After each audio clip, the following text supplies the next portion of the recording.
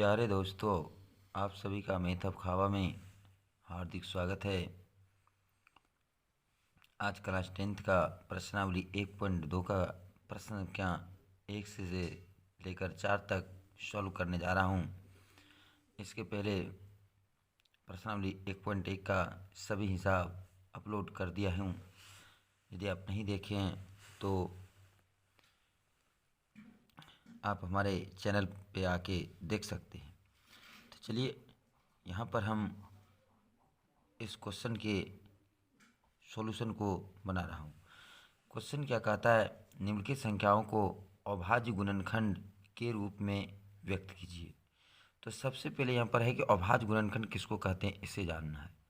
अभाज्य गुणनखंड किसे कहते हैं, तब जो है हम अभाज्य संख्या, पहले आपको अभाज्य संख्या पहले जानना होगा। अभाज्य संख्या का डेफिनेशन आप पढ़ चुके हैं। जिन संख्याओं के केवल 2 गुणनखंड होते हैं उसे हम अभाज्य संख्या कहते हैं। जैसे हमारा 2, 3, 5, 7, 11, 13, 19, 13, 17 भी होगा, 17, 19, 23, 29 इत्यादि। ये सब हमारा क्या है, अभाज्य संख्या। ये सब हमारा क्या है, अभाज्य संख्या। इन संख्याओं के केवल 2 गुणनखंड होते हैं, तो इसलिए इनका नाम है अभाज्य संख्या। अब यहाँ पर लिखा है अभाज्य गुणनखंड।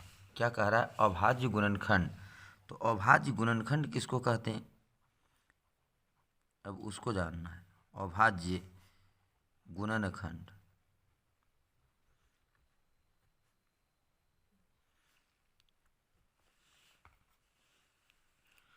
अभाज्य गुणनखंड वैसे संख्या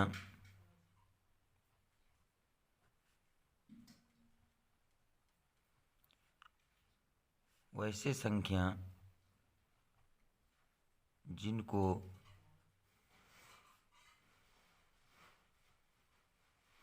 अभाज्य संख्या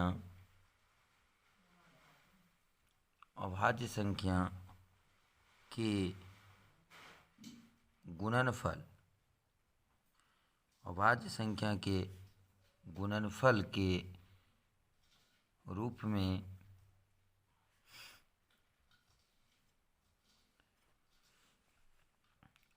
लिखा जा सके उसे अभाज्य गुणनखंड कहते हैं। उसे अभाज्य गुणनखंड कहते हैं।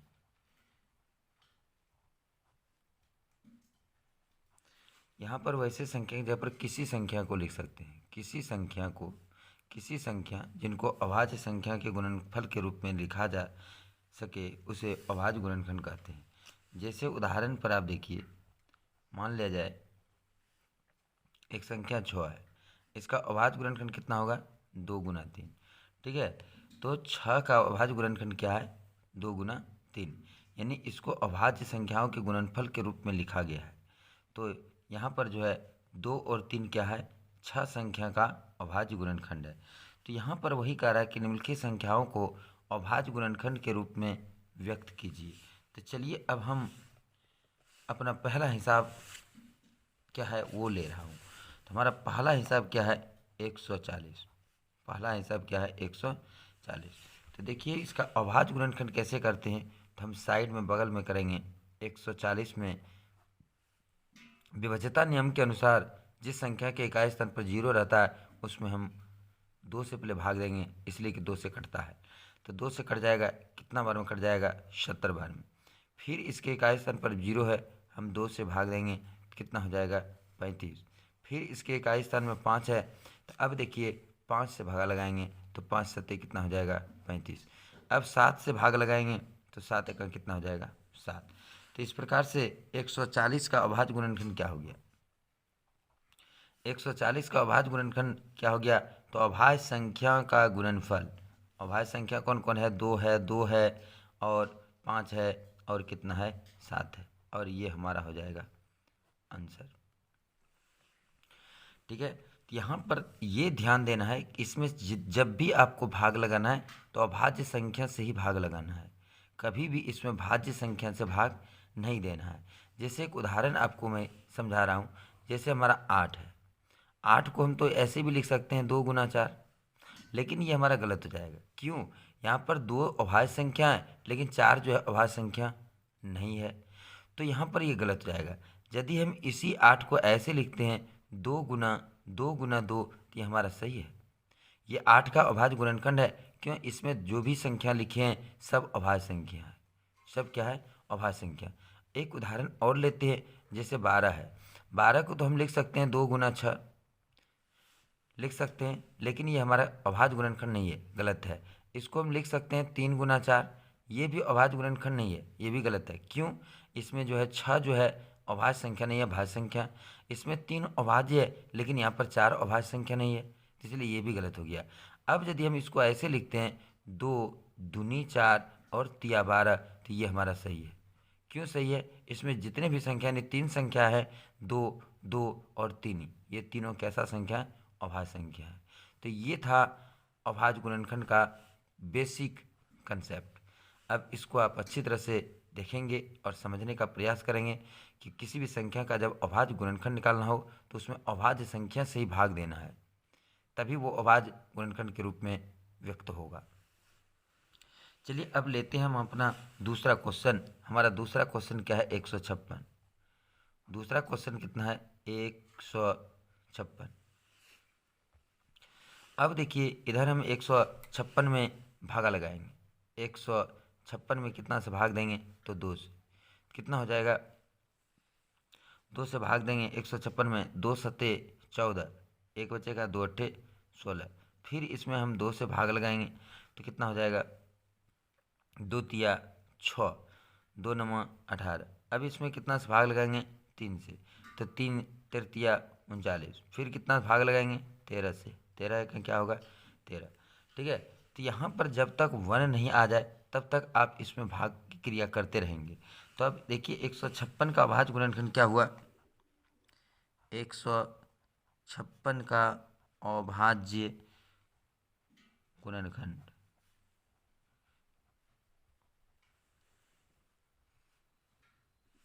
बराबर देखिए लिखते हैं 2 गुना 2 गुना 3 गुना 13, और ये हमारा हो जाएगा आंसर। अब देखिए नंबर 3 नंबर में क्या कह रहा है?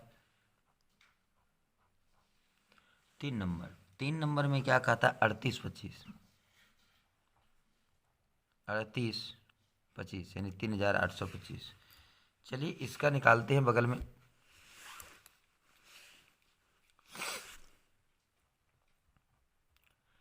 देखिए विभजता नियम के अनुसार इसमें इकाई स्थान 5 है, तो हम 5 से ही भाग लगाएंगे। तो 5 से भाग लगाएंगे तो कितना हो जाएगा? 5 सत्ते 35, 3 बचेगा, 5 छक्का 30, 2 बचेगा, 5 छः 25, इतना हो जाएगा। फिर इसमें हम 5 से ही भाग लगाएंगे, इसके इकाई स्थान पर 5 है, तो 5 एका 5, 5 चौका यहाँ बचेगा 2, 5 5 हैं 25, और फिर 15 बचे 75। ठीक है, एक बचेगा, 5 तिया 15। अब देखिए व्यवस्था नियम के अनुसार यहाँ पर 3 से हम भाग लगाएंगे। क्यों? यहाँ पर 5 3 8 1 9 होता है, तो 3 से 3 पचे 15, 3 एका 3।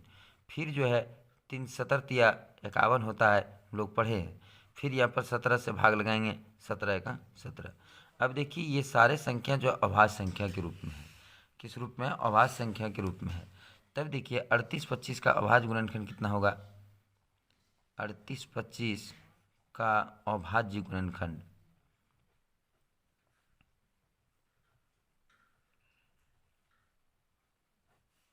बराबर में आप लिखिए 5 गुना 5 गुना 3 गुना 3 गुना 17, ये आंसर।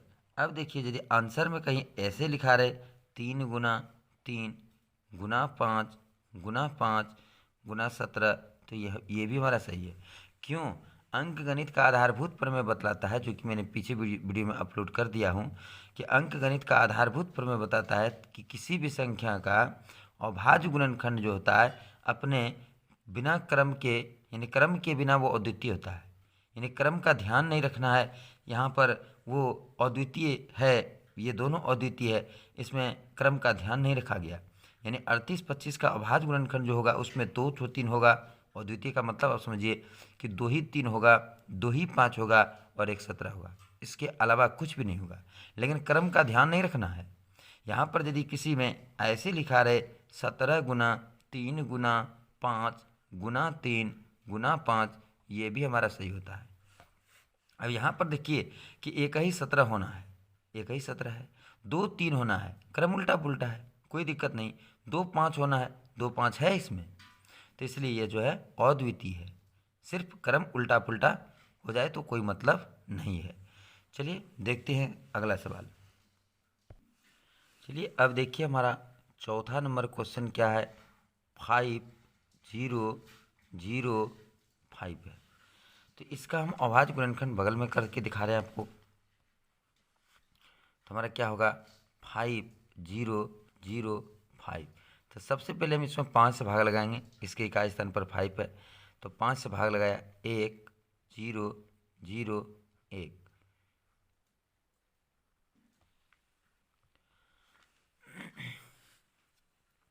अब देखते हैं इसमें कितना से भाग लगेगा। तो 7 से हम भाग लगाते हैं, 7 एका 7 3 बचता है 30, 7 चौक 28, हाँ 7 से लग जाएगा। 7 से भाग लगाएंगे, 7 एका 7, यहाँ बचेगा 3, उसके बाद 3 बचेगा यहाँ 0, 7 चौक 28, 2 बचेगा, 7 तिया 21। अब इसमें हम 13 से भाग लगाएंगे, क्योंकि 13 हाँ 43 से होता है, 13 क्या होता है 43 से होता है। अब यहाँ पर फिर 11 से भाग लगाएंगे, 11 के 11 हो जाता है। तो अब इस प्रकार से देखिए इसके अंत में 1 आ गया, तो इसका अभाज्य गुणनखंड कितना है, तो 5 0 0 5 का अभाज्य गुणनखंड का, यहाँ पर आप सॉल्यूशन लिख दीजिए, अभाज्य गुणनखंड तो कितना आ गया। तो सबसे पहले आपको लिखना है 5 गुना 7 गुना 11 गुना 13 आंसर। उल्टा पुल्टा भी लिखिएगा तो कोई बात नहीं है, लेकिन हम बढ़ते क्रम में ही लिखे, ठीक है, चूँकि आंसर जो है अधिकांश बढ़ते क्रम में ही रहता है। तो ये था क्वेश्चन नंबर 4। अब चलिए क्वेश्चन नंबर 5। क्वेश्चन नंबर 5 क्या कहता है, 7 4 2 9। थोड़ा सा उल्टा के हम देख लेते हैं, ठीक है, यही है 7 4 2 9। अब देखिए इसका गुणनखंड इधर कीजिए, अभाज्य गुणनखंड 7 4 2 9।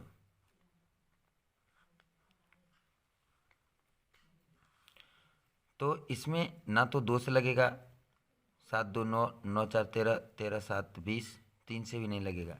इसमें सीधे सीधी आप प्रयास कीजिएगा कौन कौन संख्या से लगेगा। तो इकाई स्थान में 9 है तो 17 से लगेगा। किससे लगेगा 17 से।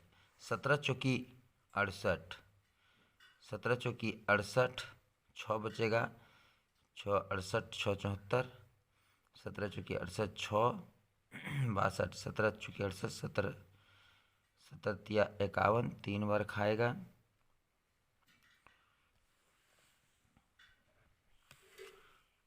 अब कितना बार खाएगा, अब खाएगा 7 बार, ठीक है।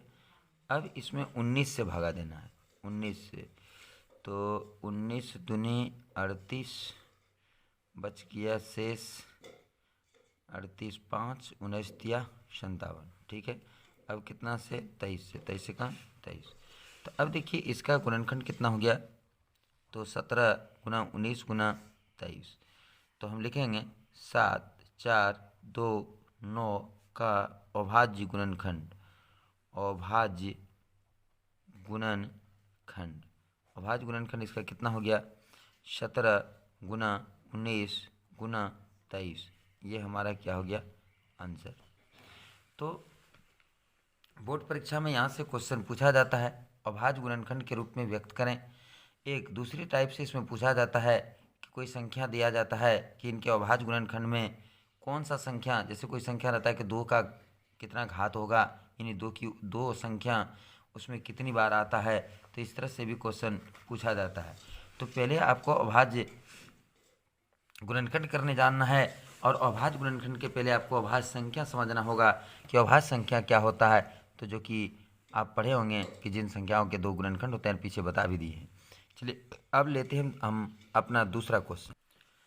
देखिए हमारा दूसरा क्वेश्चन क्या कहता है, पूर्णांकों के निम्नलिखित युग्मों के एलसीएम एवं एचसीएफ ज्ञात कीजिए तथा इसकी जांच कीजिए कि दो संख्याओं का गुणनफल बराबर एलसीएम गुना एचसीएफ है।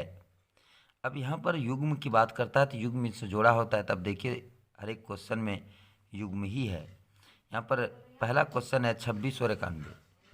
तो अब क्या है 26 और 91। तो सबसे पहले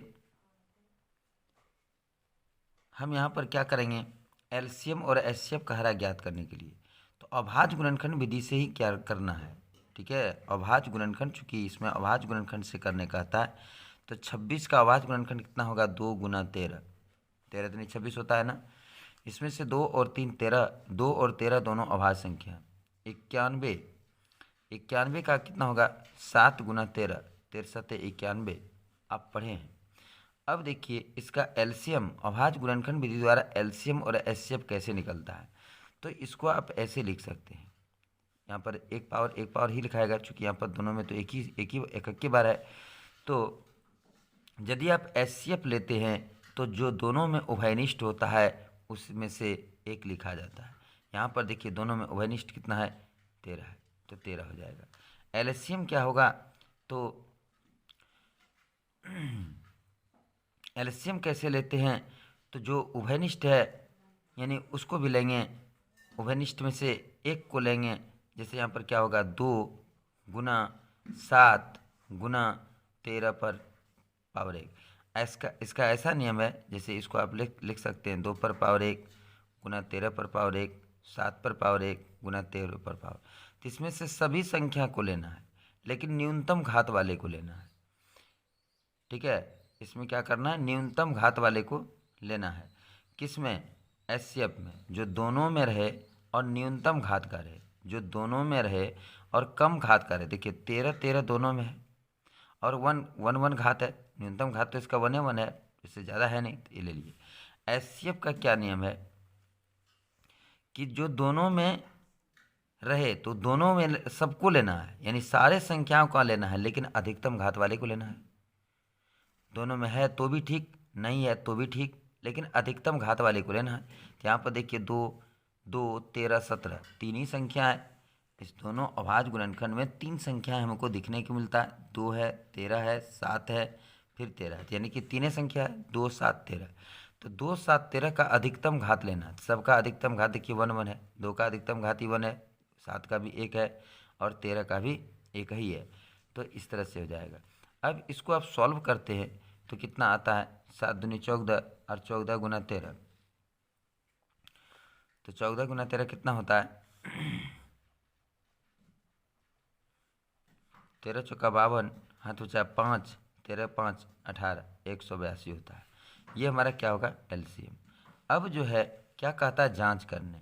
अब क्या कहता है, जांच। एचसीएफ और एलसीएम निकल गया, अब कहता है जांच। जांच में क्या है, ऊपर में लिखा हुआ है कि युग्म का गुणनफल, दो संख्याओं का गुणनफल यानी युग्म का गुणनफल होता है, दो संख्याओं का गुणनफल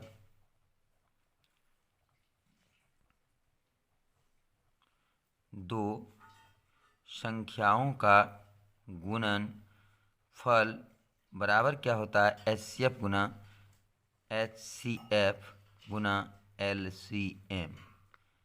अब देखिए यहाँ पर दो संख्या क्या क्या है, 26 91, क्या है 26 गुना 91, और एचसीएफ कितना है 13, एलसीएफ कितना है 182। तो ये अब दोनों को हमको क्या करना है, गुना करना है। इन दोनों को क्या करना है, गुना करना है। तो दोनों को गुना करने के बाद कितना आता है, तो अब आप इसको गुना करके देख सकते हैं इसका गुणनफल कितना होगा।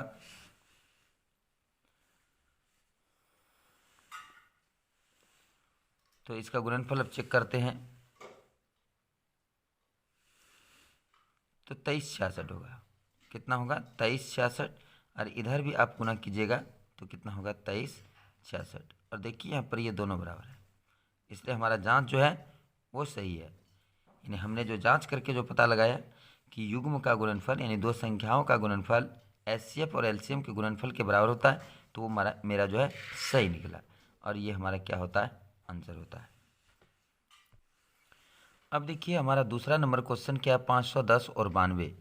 510 और 92, तो इसमें से दोनों का अभाज्य गुणनखंड पहले हम करेंगे और उसके आधार पर हम इसको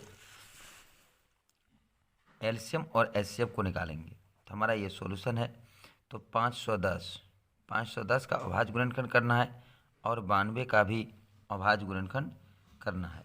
अब लिख सकते हैं यहाँ पर पूरे लिखिए, 510 का अभाज्य गुणनखंड,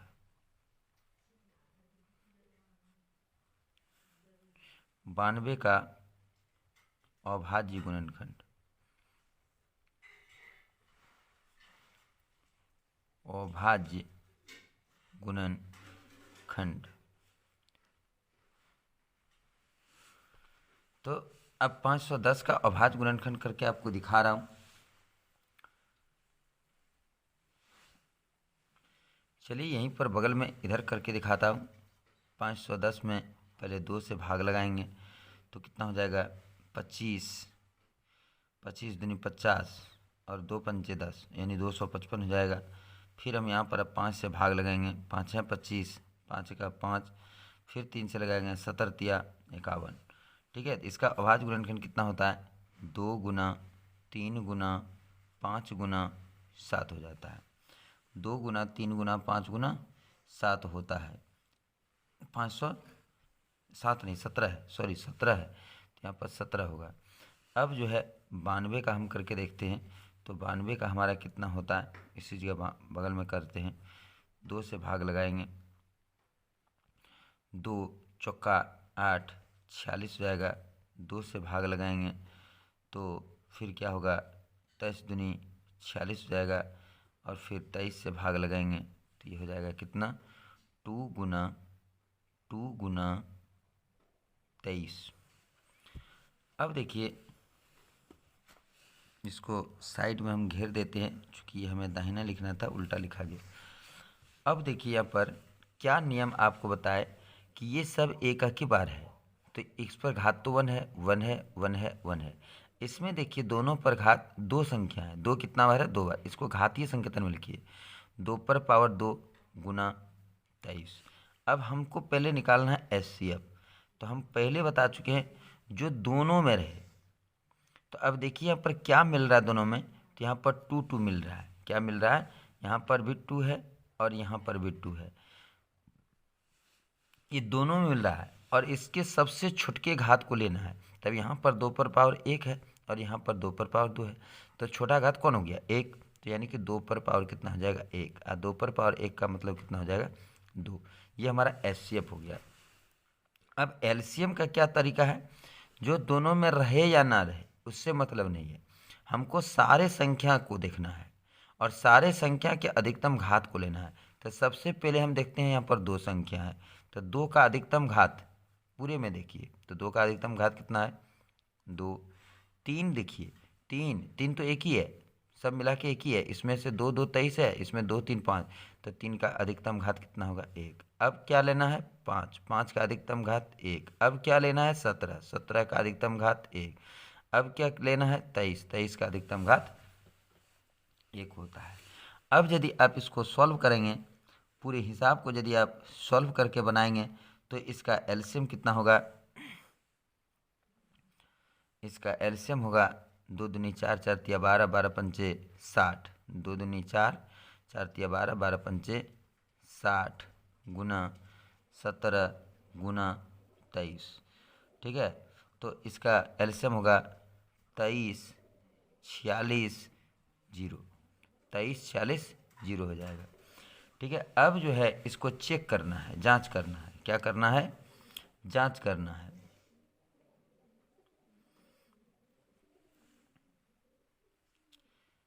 तेईस 46 0 होता है। अब इसका क्या करना है, जांच करना है। तो जांच में क्या होगा, जांच में होगा युग्म का गुणनफल, युग्म का गुणनफल बराबर HCF गुना LCM। अब देखिए युग्म का गुणनफल, युग्म हमारा कितना है 510 गुना 92। HCM हमारा कितना है 2। LCM कितना है 23, 46, 0।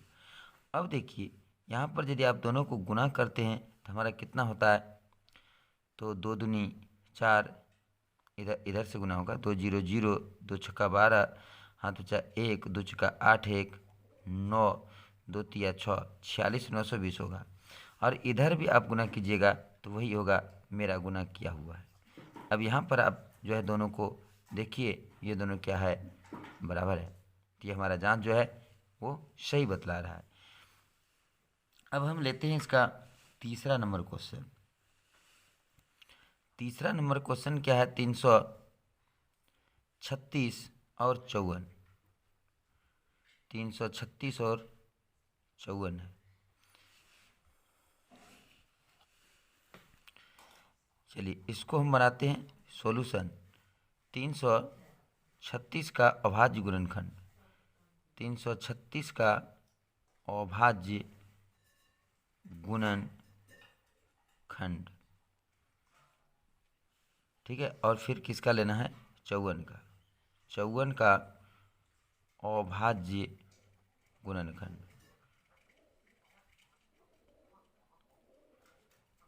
अब देखिए यहाँ पर हम इधर बना रहे हैं 336। 336 में 2 से भाग लगाएंगे, 16 दूनी 32, 1 बचेगा 2 8 16, 2 चौका 2 8 16, 2 चौका 8, फिर 2 से भाग लगाएंगे, 2 चौका 8, 2 दूनी 4, फिर 2 से भाग लगाएंगे 21, फिर 3 से लगाएंगे 7, तो कितना हो जाता है 2 होता है 4 बार, 1 2 3 4, और 1 बार 3 है और 1 बार 7 है। अब देखिए क्या है 54। 54 में 2 से भाग लगाएंगे 27, 3 से भाग लगाएंगे 9, 3 तिया 9, 3 का 3, यानी 2 1 बार है और 3 कितना बार है 1 2 3, 3 कितना बार है 1 2 3, 3 बार है। अब देखिए यदि इसको हम घातीय संकेतन में लिखते हैं, इसको लाल कलम से साइड कर दिए। अब यदि इसको हम घातीय संकेतन में लिखते हैं तो हमारा कितना होता है 2 पर पावर 4, 2 पर पावर 4, 3 पर पावर 1, 7 पर पावर 1। इसको यदि घातीय संकेतन में लिखते हैं 2 पर पावर 1, 3 पर पावर 3, ठीक है। अब इसका HCF निकालना है। क्या निकालना है HCF, तो जो दोनों में उभयनिष्ठ हो। तो अब देखिए यहाँ पर 2 है, यहाँ पर 2 है, यहाँ 3 है, यहाँ 3 है, यानी दोनों उभयनिष्ठ है। तो दोनों के न्यूनतम घात को लेना है, छोटा घात को लेना है, तो 2 2 उभयनिष्ठ है तो 2 का न्यूनतम घात ले लिया। 3 3 उभयनिष्ठ है तो 3 का सबसे छोटा घात 1 है तो 1 को ले लिया। अभी दोनों को गुणा कर देंगे, 3 दूनी कितना होता है 6। अब हमें LCM लेना है, तब सारे संख्याओं को लेना है, लेकिन सारे संख्याओं के अधिकतम घात को लेना है।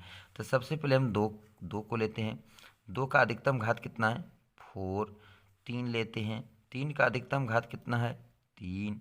7 लेते हैं, 7 का अधिकतम घात कितना है 1। अब इसको सॉल्व करेंगे तो 2 को 4 बार गुना कीजिए, 2 दूनी 4 दूनी 8 दूनी कितना हो जाता है 16, 3 तिया 9 तिया कितना हो जाता है 27। अब गुना कितना होता है 7। तब इसको आप गुना कीजिए, 7 सते 16 का 16 रह जाएगा, 7 सते 49 का 9 हाथ 4, और 7 दूनी 14 और 4 18। अब इसको गुना कीजिए तो क्या हो जाएगा 16 नम्बर 44 हाथ 14, 16 अट्ठे 7। चलिए इसको बगल में हम गुना करके देख लेते हैं।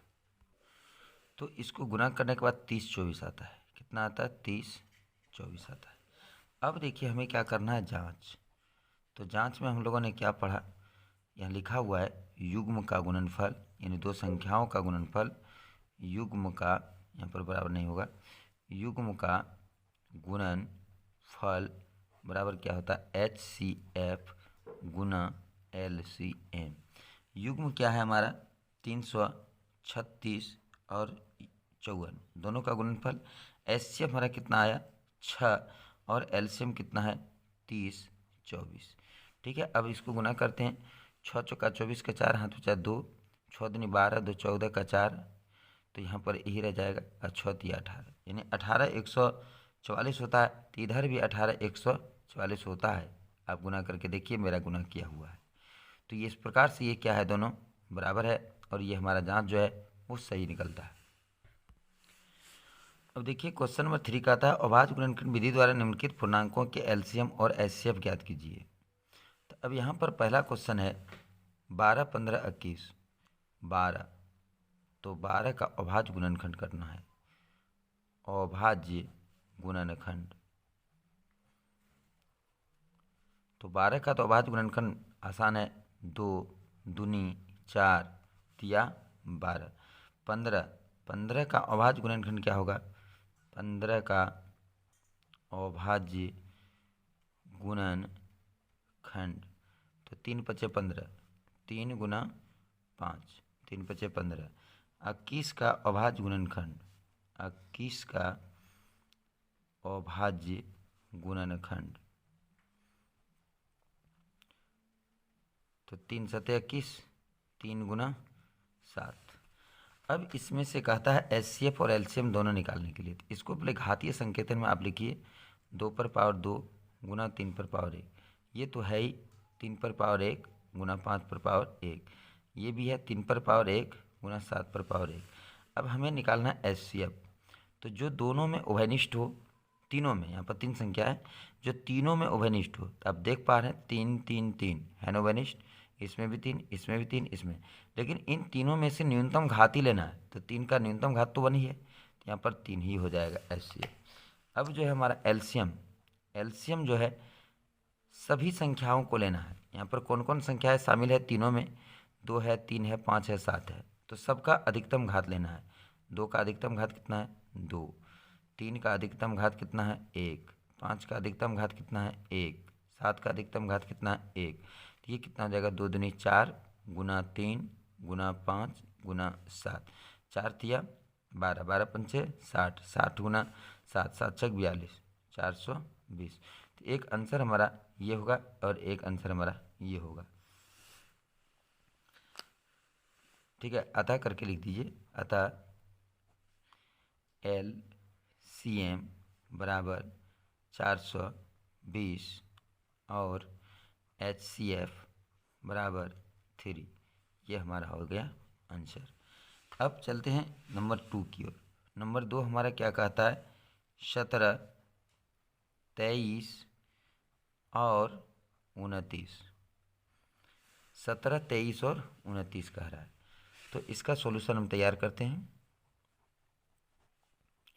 17 का अभाज्य गुणनखंड, 17 का अभाज्य गुणनखंड।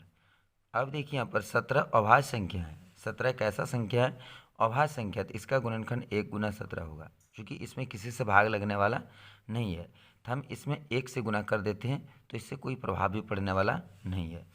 अब है 23, 23 का अभाज्य गुणनखंड, 23 का अभाज्य गुणनखंड, 23 भी अभाज्य संख्या है, इसका भी गुणनखंड क्या होगा 1 गुना 23।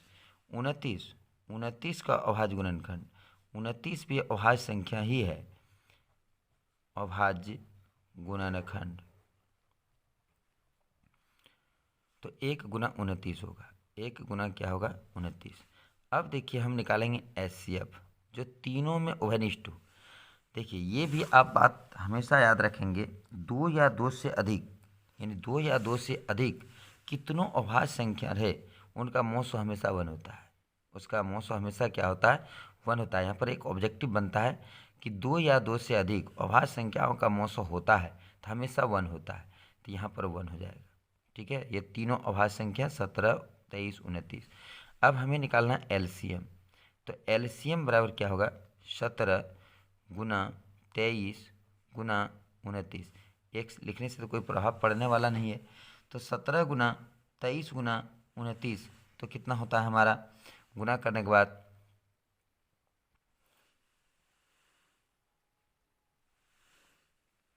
चलिए गुना करने के बाद होता है 11, 33, 9। अब यही हमारा दोनों आंसर होगा।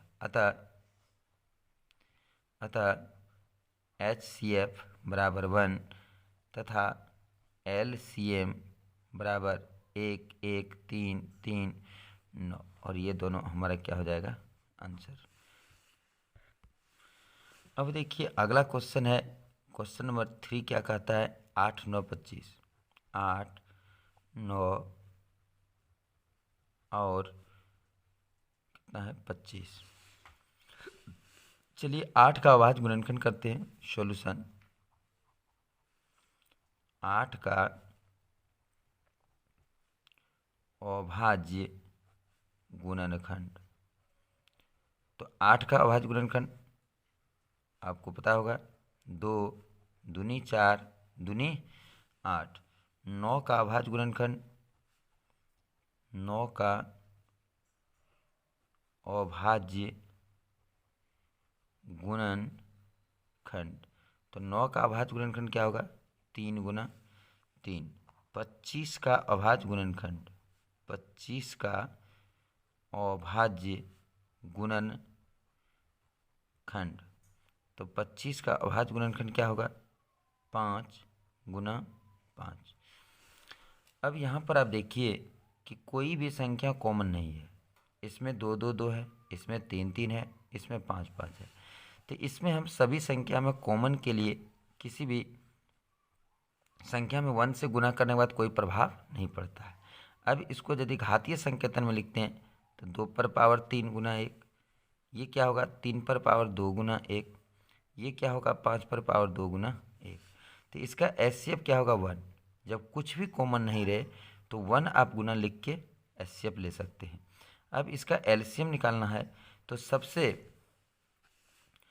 पहले क्या देखना है कि कौन कौन संख्याएं इस तीनों गुणनखंड में शामिल है। तो 2 है, 3 है, 5 है। सबका अधिकतम घात ही लिखना है।